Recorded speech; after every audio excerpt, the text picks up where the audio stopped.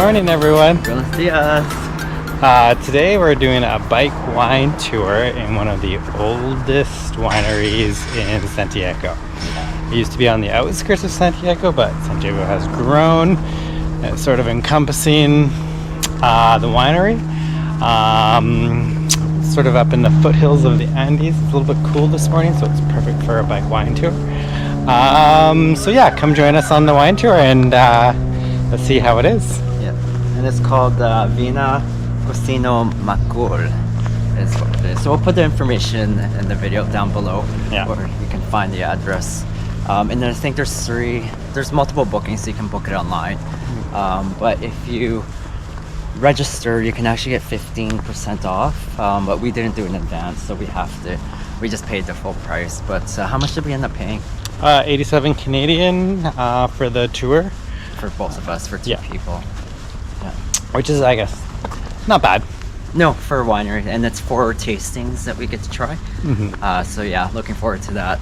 Mm-hmm. All right, well, see you guys in there.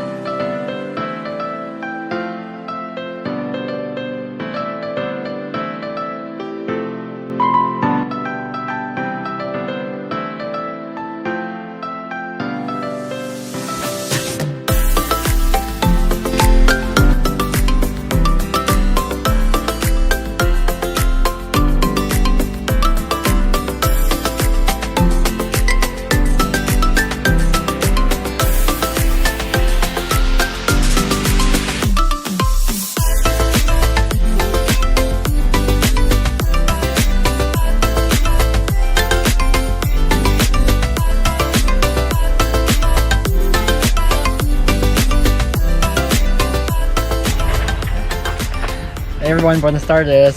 So we just finished the bike tour. It was actually pretty cool. And the bike part was okay, but the actual tour within the winery is actually cool with the where they store the wine, and the location of it is actually pretty cool because this area was actually established in around 1856, so it's quite an old winery compared to where we come from, Canada. Like, I don't think we have any wineries that old.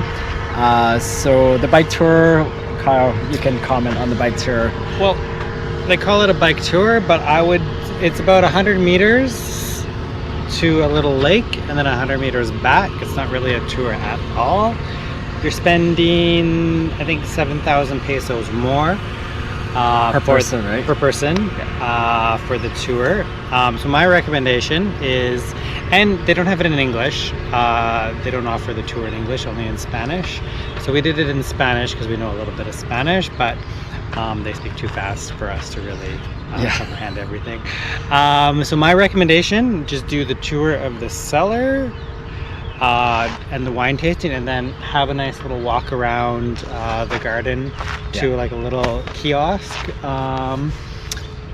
The only bad thing about little kiosks is they don't sell wine.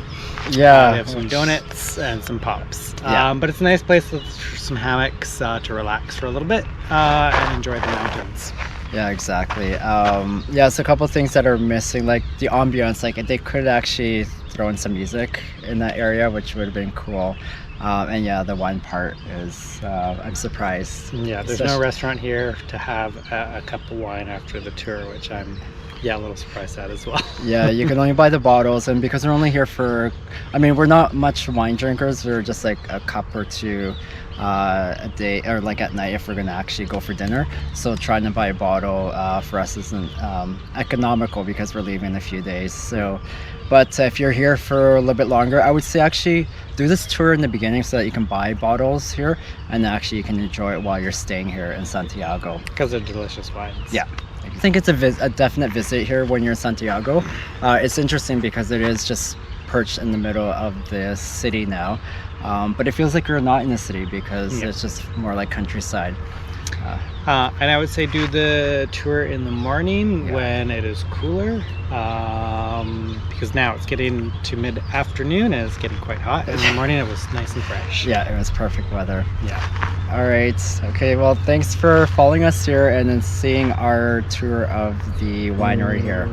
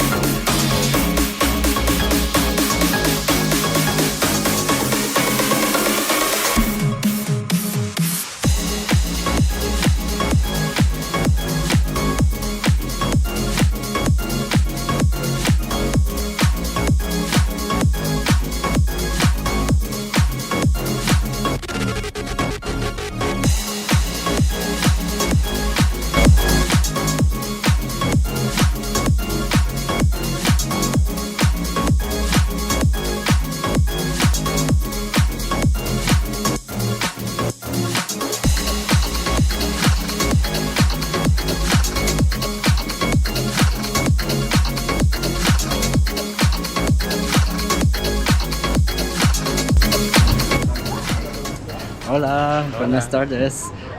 So we just arrived at the airport and we were in Santiago, Chile. Obviously we can see the sign out there. We've been here for just about a week and we checked out a few places within the city.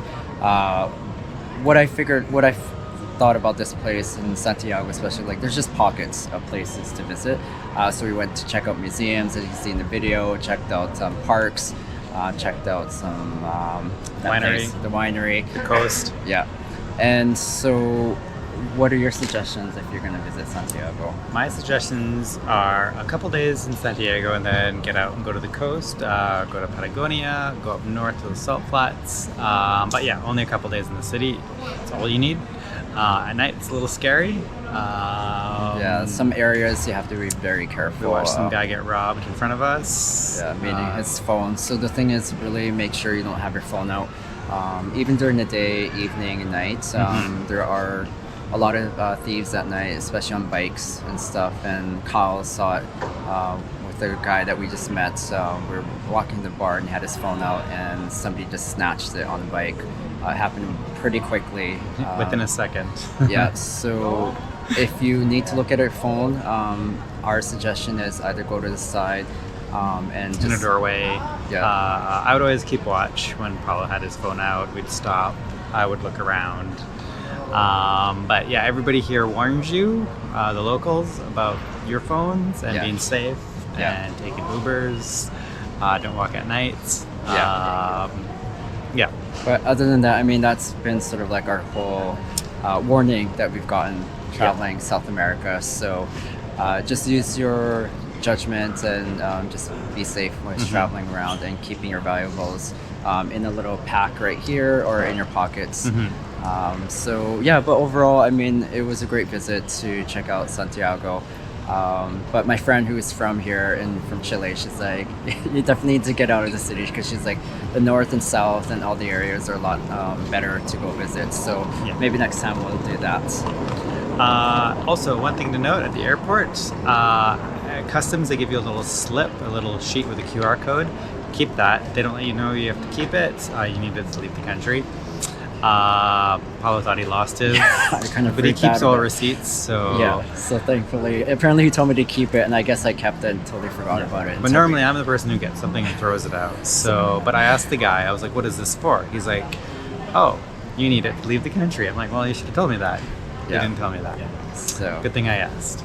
Yeah. So keep that, because I'm not sure. Like, if you do lose it, you might have to pay an extra charge or something like that. We'll let you know. We'll look into it. Yeah. Anyhow, we are going to go get something to eat. But hope you guys enjoyed the video. And if you haven't subscribed yet, just hit that subscribe button below and follow us on our next journey. Bye. Bye.